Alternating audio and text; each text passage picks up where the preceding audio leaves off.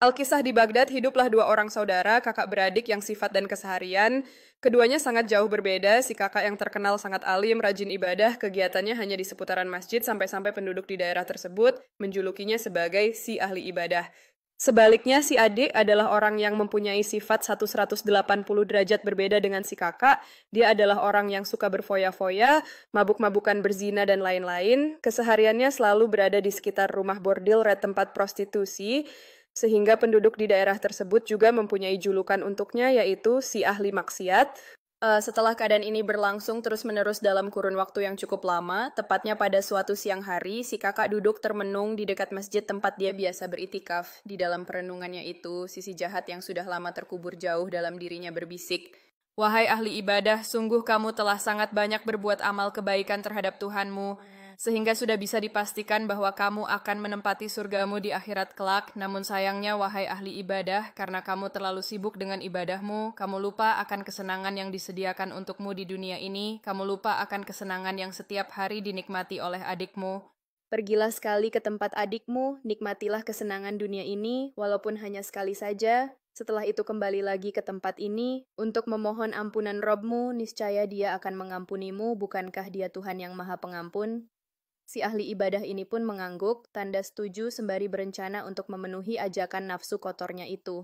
Pada waktu yang sama, di sudut sebuah rumah bordil di kota itu, si adik duduk lesu, tertunduk dan lemas. Ia seperti menyesali atas dosa-dosanya yang sudah tidak bisa dikategorikan ringan lagi. Hati nuraninya yang sudah lama tertutup debu kehinaan berbisik kepadanya, "Wahai hamba Allah yang sudah melampaui batas, dosa-dosamu yang begitu banyak sudah sangat cukup untuk menjeratmu ke lembah neraka.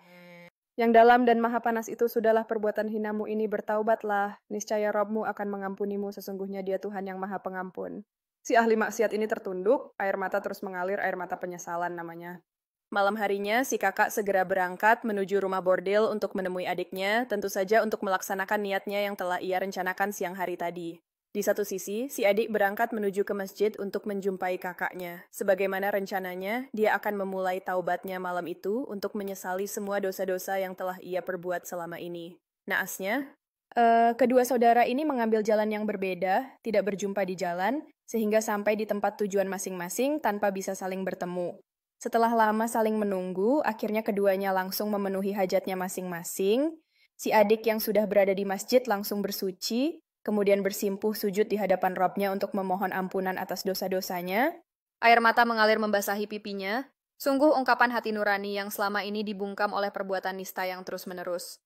Begitu pula halnya dengan si kakak, dia langsung bergabung dengan manusia-manusia durjana di rumah bordil tersebut untuk melampiaskan hasrat yang sudah lama ia tahan. Sungguh setan telah menguasai jiwa dan raganya.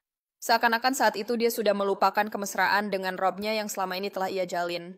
Di saat keduanya sedang sibuk dan khusyuk dengan perbuatan masing-masing, di saat itulah datang janji Tuhan.